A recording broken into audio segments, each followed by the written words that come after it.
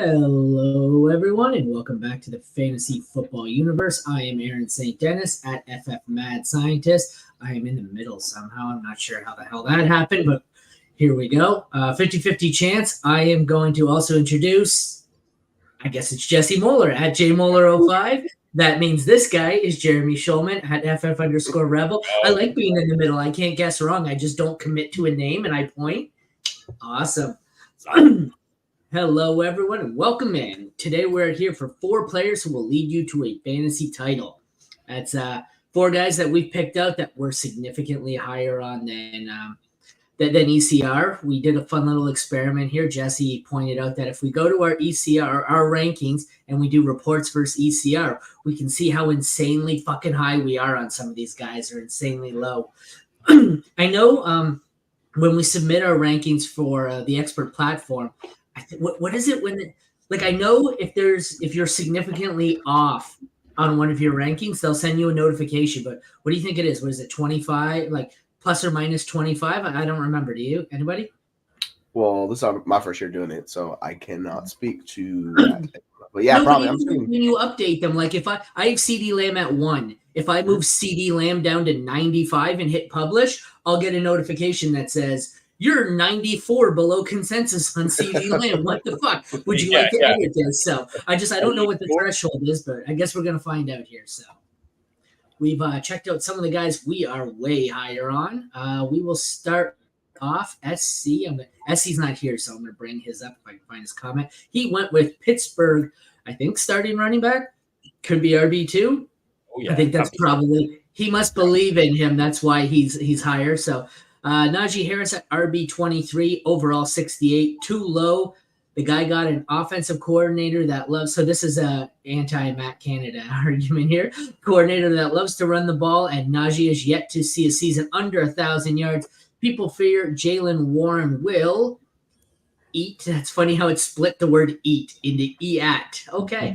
Eat into his workload for whatever reason, but Najee has averaged 278 rushing attempts each year of his pro career. The Steelers will play close to the chest and utilize Najee more than ever. Expect a big year from him. Thoughts there, guys? He is sorry. I put that all in the chat as one big message, and it broke it up. Just whatever the character limit is, where it split it. So he is, like I said, we've got the depth chart up here somewhere, one of these damn pages. So it's him or Warren.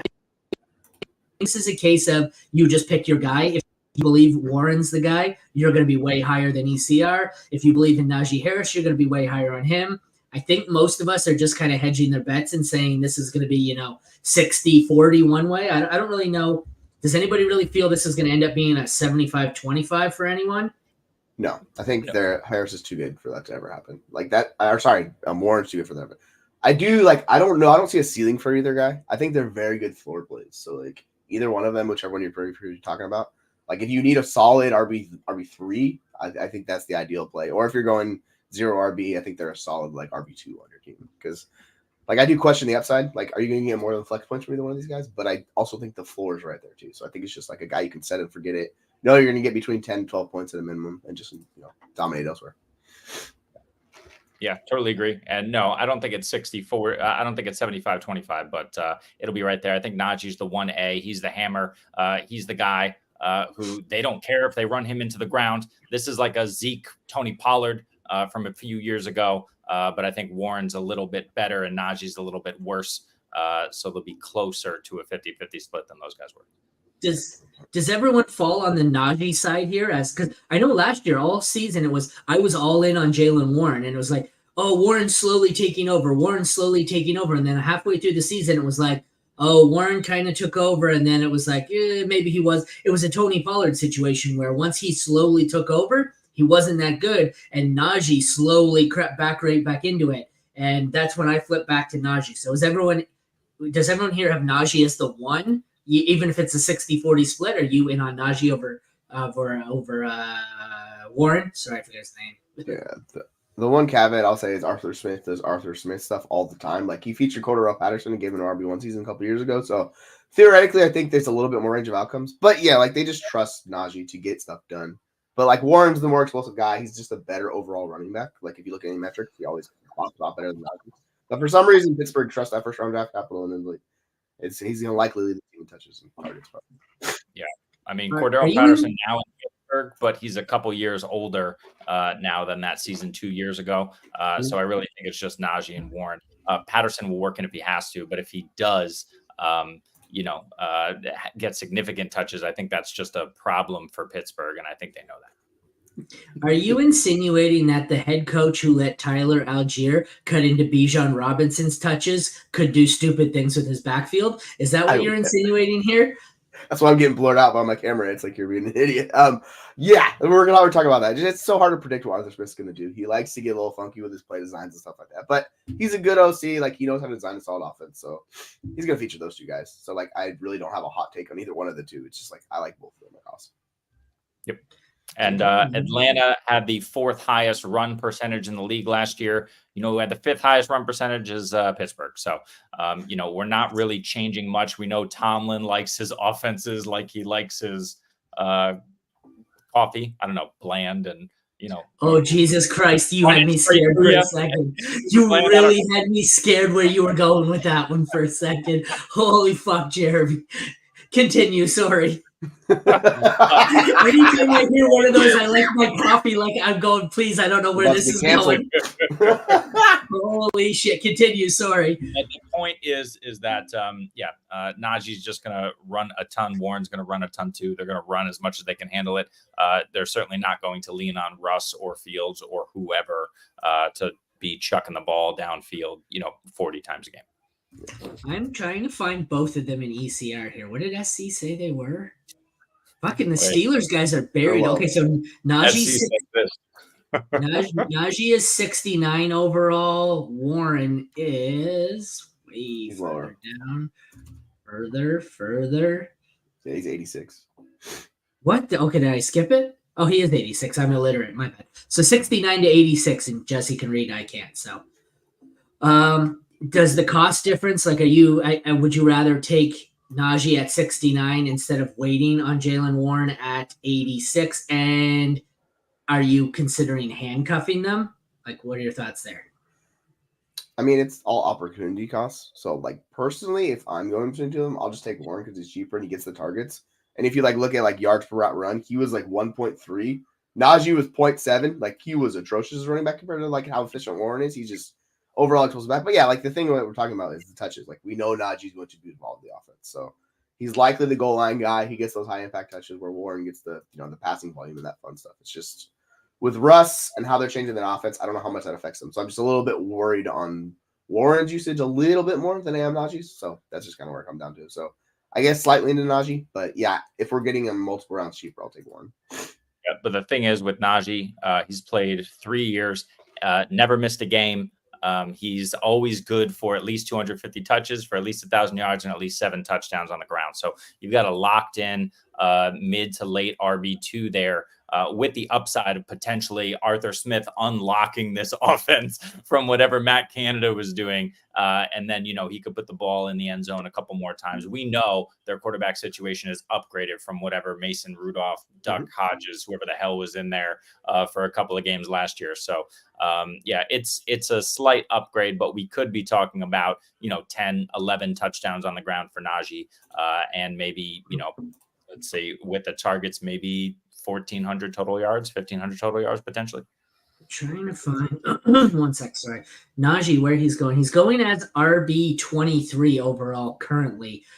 23 right there equals his lowest fantasy finish in 3 seasons. So basically, you're getting him at his floor. He's finished as RB3, 14, and 23. So I get it. He's trending down, but you're getting him at pretty much what the absolute floor is. Jalen Warren last year, well, in 2 years, he's been 47 and 22. So they were both basically even. But Warren, I guess you're getting even lower. Where did I say he was? RB, I can't find him. Oh, there he is, 29. So either way, they're both pretty cheap options here for players who are likely to finish as maybe an RB3 at worst. So who do we want to go to next? You want to take it? Sorry, I'm choking to death here. It'll be me. Let's talk about Dalton Kincaid of the Buffalo Bills.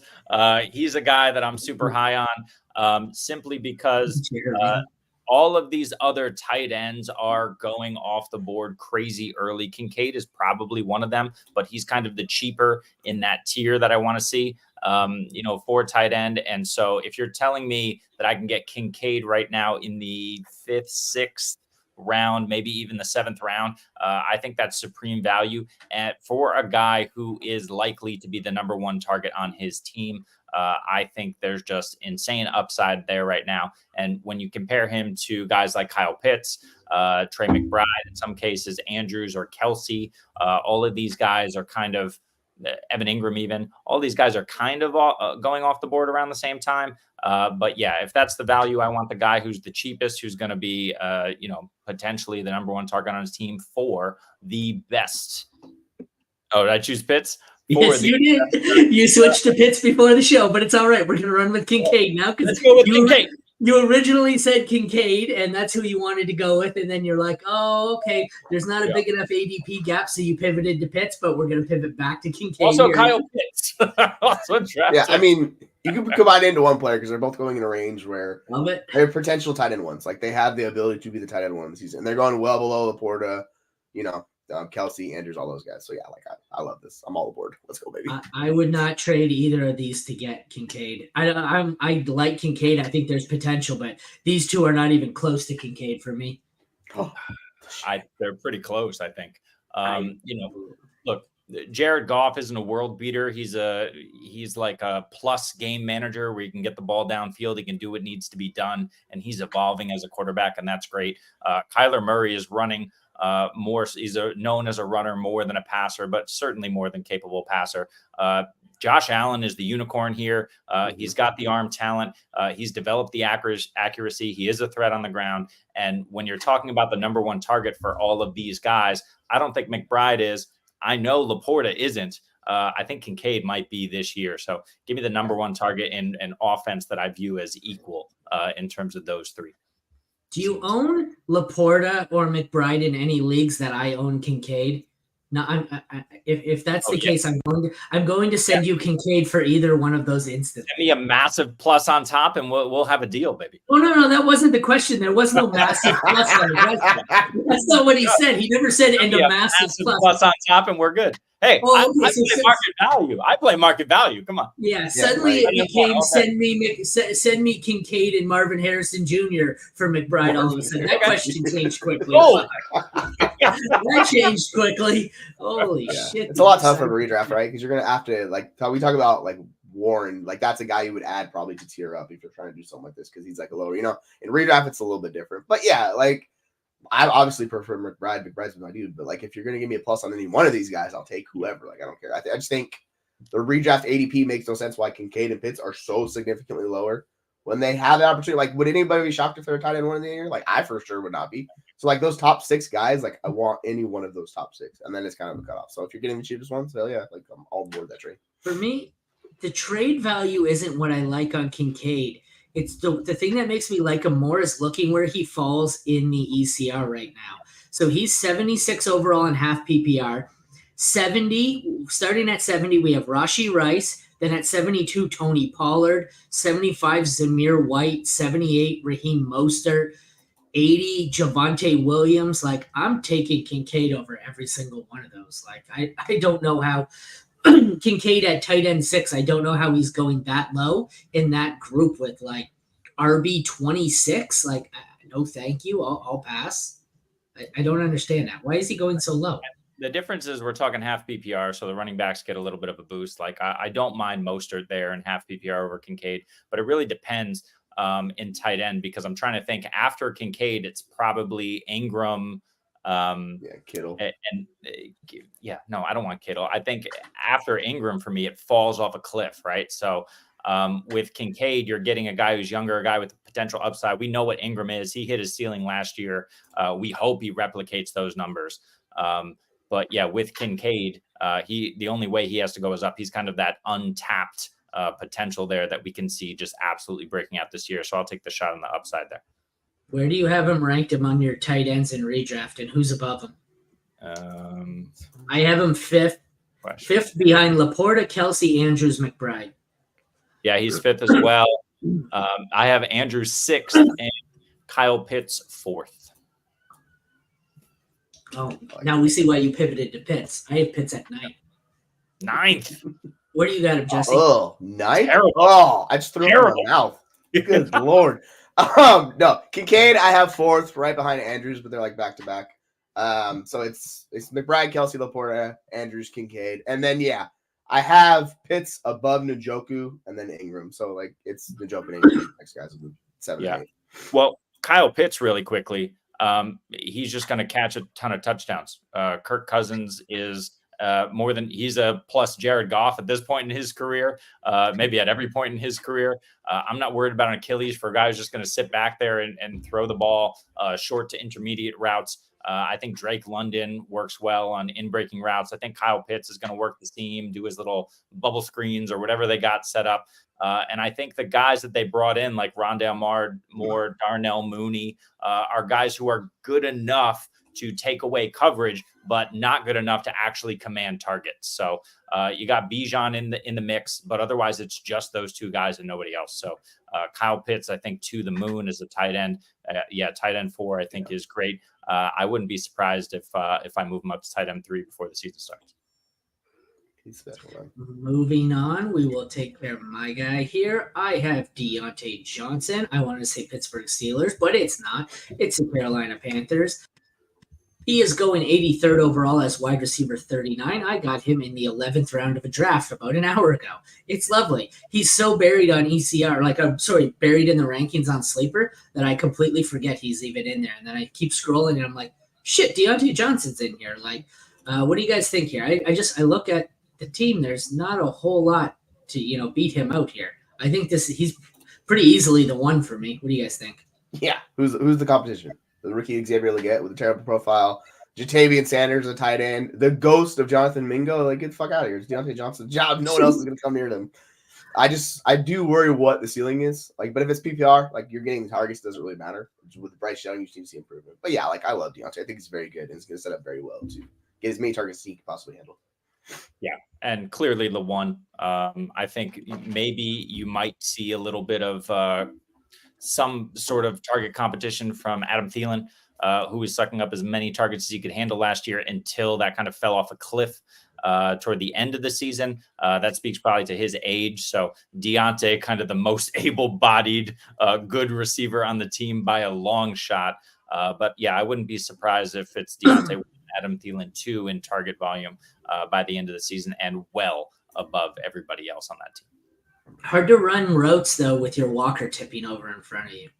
It's true, but he managed to do it last year. So kind of. For a little while, anyway. Yeah, but Adam Thielen should never be your one. And when he was forced to be the one, just the coverage just shifted to him and shut the whole shit down. So, bad. At least you got like 2 big guys who are going to be running vertically, and Legette and Mingo or Marshall or whatever they throw out there. You can put Deontay in the slot. I think he'll live there for a while. You can put Thielen in the slot, and you can kind of work those 2 guys. We'll see what Canales dreams up over there, but I don't think he's going to want anyone other than Jonathan Brooks out there on the field in the backfield if he can prove to be a 3-down guy. And if that's the case, you can run 4 wide receivers out there and, maybe Jatavian Sanders. You don't need a tight end on that team. Just put all the wideouts out there. I think this one's easy for me. I think I have him like 12 wide receiver spots ahead of ECR. I haven't even checked the overall. The overall, he's at 89. I think I've got him in the 60s maybe. Yeah. Let me see. Oh, yeah. 59. I have him 30 ahead of ECR.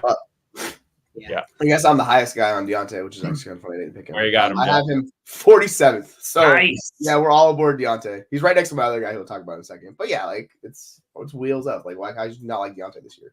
You're getting away from Arthur Smith and that terrible offense. Who I know Arthur Smith wasn't the OSA, but it's not going to be fun offense for them pass catchers. So moving over to Canales, it's going to be a lot more fun. They're going to find ways to get Deontay the ball, and I like that. So Deontay is a good NFL wide receiver. He's going to show it this year. Yep. Agree. Yep. He's my overall number 63 player in half PPR at the moment, and I still feel like that's too low.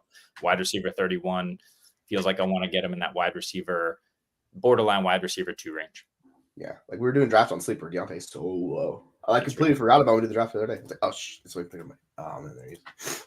Yeah, Scroll. I was just doing it. I missed on wide receiver, and I was scrolling through, and I'm going, damn it, I need a wide receiver. I'm in like the 10th or the 11th round, and I'm scrolling and scrolling, and I must have scrolled through 2 pages, and I'm like, Deontay Johnson, okay, yeah, sure, why not? Like he'll be a good wide receiver 3 in the 10. It was either 10th or 11th round. I was like, It was late. how? Like not only that he was still available in that round, but he was still buried. Like I had to sort to wide receiver and then scroll up to find him. I was like, why is he so buried? Like I get it, wide receiver 45 last year, but we have to. I mean, I know Bryce Young sucked last year, but he's still got to be better than Kenny Pickett, right? Yes. Yeah. Kenny Pickett is trash. Yeah. At least we're getting whatever. Say the quarterback still is not the best in the world with Bryce Young. Like that offensive upgrade with Canales, and we've seen what he's done the last 2 years in Tampa Bay with Baker Mayfield, and then Geno Smith in Seattle. Like we've seen him work magic with the offense because he's just how the offense runs. They're going to run a lot of play action. Like it's going to work very well for them, and Deontay just thrives in that format. So yeah, like I'm all aboard it. Yeah, Sleeper has him right now in their projections as the wide receiver 51, 66 receptions, 690 yards, and 4 touchdowns. I think that's far too low, except for maybe the touchdowns. But yeah, probably something closer to low to mid 80s in receptions and 850, 900 yards for me. I think that's a floor for Deontay Johnson this year. 100%. And we will close it up with Jesse's guy, Tampa receiver Chris Godwin, who is 28, finished wide receiver 29 last year. He is overall, where the hell is he? I just seen 77 overall at wide receiver 36. So he's going at a price that is lower than he's ever finished with the exception of his rookie year where he was 67. He's been 29, 2, 31, 16, 19, 29. Going right now as wide receiver 36. I don't know why. What has changed in this situation from last year? Why all of a sudden he's gotten worse? It's how they used him last year. They pulled him out of the slot where he ran his lowest slot rate he has, like 2019. He was at 37% in the slot, and it impacted how he played because he's playing outside. He's not an outside wide receiver, and we've heard Todd Bowles talk about this. He's like, he can play outside. I'm like, no, Todd Bowles, he can't play outside. He's playing the slot. He's like, yeah, they've consistently said this in the offseason. They're moving him into the slot. So I'll give you the wide receiver points per game finishes. When he was in the 60s, he was wide receiver 2 points per game, wide receiver 15. He hit the 70s, he was wide receiver 7, wide receiver 17. Then last year he tanks to 37. No surprise, he has his worst season in history. So now he's moving back to the slot. Sucks for McMillan, but he's the long-term player there anyways. I just think you're going to highlight what Chris Godwin does, and he is a very good slot wide receiver who's going to be very good doing that. So it's going to be a massive improvement for him, and I'm expecting him to be – I have him at wide receiver 46, one spot above Deontay, but they're back-to-back. I don't really care between the two of them. I think they're absolute values at ADP. Like we've seen, I don't know why guys like Jaden Reed and all those guys are going above them just because there's serious uncertainty with those players where I know Chris Godwin's a good player. And last year, his target rate in the slot was 27%. He averaged 2.4 yards per route run out of the slot. So when he was in the slot, he was fantastic. When he was not in the slot, that was the issue. So they're moving him back in the slot. I'm smashing Chris Godwin every draft I can in that range. You don't have to rank him inside to get him. You can wait till round 6, 5, 6 and get him, and that just seems like just massive pick every time. He still put up 1,000 yards. People hated him last year. It's the whole PTSD like Kyle Pitts thing, like we talked about. With the exception of his rookie season, his lowest total is 840 yards. What are we doing? He's also coming off the injury. There was the injury that he was coming off of. We thought he was gonna be gone a long time. He's a tough. Yeah, and he put up 1,000 yards on the injury. Yeah, so it was all working against him last year. Sometimes guys have bad seasons, but yeah, that's the weird part. Is it's probably going to be Trey Palmer running deep routes, and they said McMillan could play the flanker role, so it's interesting that's what he's going to do. I think he can, but I don't know. We'll see. But yeah, it's going to be Mike Evans and Chris Godwin once again getting all of the targets. Those guys are going to be we talked about with Rondale Moore, Darnell Mooney. Those guys will take coverage. What you're going to do is you want the target eaters, and those are the target eaters in the Tampa offense. And then you have Rashad White. Those are the big three in that offense. I don't really want anybody else. But yeah, give me all those guys that cost. Jesse, where'd you say you have Godwin? I have Godwin at 1 second. I just republished these. He is at 46. So overall. I'm 29 slots above consensus right now. Very nice. So, yeah.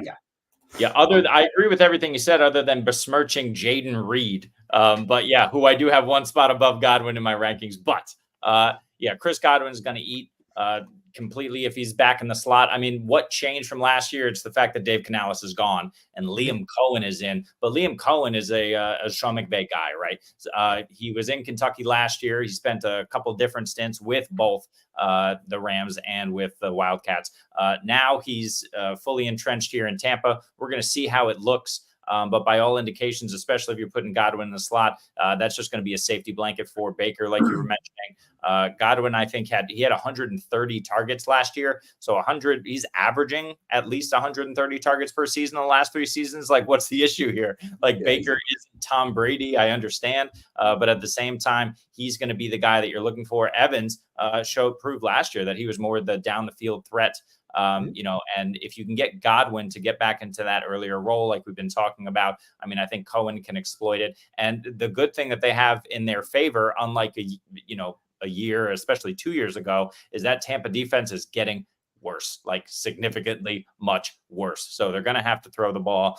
We know they want to lighten Rachaad White's workload. That's not going to work in their favor either. So this team is just going to be passing the ball a ton. So yeah, give me all the Chris Godwin there. Yeah, his catchable target rate is over 70%. Last year it was at 63%. So like Baker struggles a little bit, and Mike Evans helps us because he's such a big body wide receiver. But like throwing outside of the hashes, that's not Baker's specialty. Like you put him in the inside, it's easier throws for him to make. That number is going to jump back up, probably to his career average around 70%. And just based on that alone and what he's doing, like his numbers are going to regress positively. Like I don't think he was a bad player last year. He's just going to play out of position. Yeah, two touchdowns last year and 3 the year before. That has to regress. Yeah, like the more we talk about this, the more he becomes a dynasty buy to me. Like I want to go see the cost I can get him dynasty for him. He put up 1,000 yards last year. It's all about the points per game, man. People were not happy. It's good stuff. Like I'll happily take 130 targets from him in the slot. That's easily going to boost him into a top 20 wide receiver, if not pushing into like closer to the top 12. He's going in like the 8th round after a 1,000-yard season, and he had a terrible season. It was a fucking 1,000 yards. He was hurt with Baker as his quarterback and put up 1,000 yards. Fuck right. It's absurd, man. It's like, yeah, like give the man some time. He'll be back to who he was. So yeah, like the more like we talk about this, when I was researching players, I was like, holy shit, Chris Godwin's such a value. I don't know why, but you know what? Sometimes the market's stupid, and this year the market's being very dumb, Chris Godwin. All right. Anything else to add? Or we might be done here. I think that's it. I think we summed up with the market is stupid. That's as good an answer as I've ever heard. So we went with, what do we have? Chris Godwin. We had Dalton Kincaid or Kyle Pitts or one of those guys, Najee Harris and Deontay Johnson. So that was our 4 or 5 players, depending on what Jeremy's thinking. That will lead you to a fantasy title. Check back tomorrow. I forget what we're doing, but something else in this series. I think we have 4 guys, 4 really risky players that we are still in on. You know, there's a couple of these this year. They seem to be the running backs and the wide receivers teetering on the age cliff. Every year, half of them fall off that cliff and the other half keep going. So I think we're going to discuss some of those tomorrow. So check back tomorrow at noon. Head over to fantasyfootballuniverse.com for all of our written content. Follow us anywhere. Like, subscribe, rate, review, all that fun shit, and we would appreciate it. Thank you for tuning in. We will see you again tomorrow.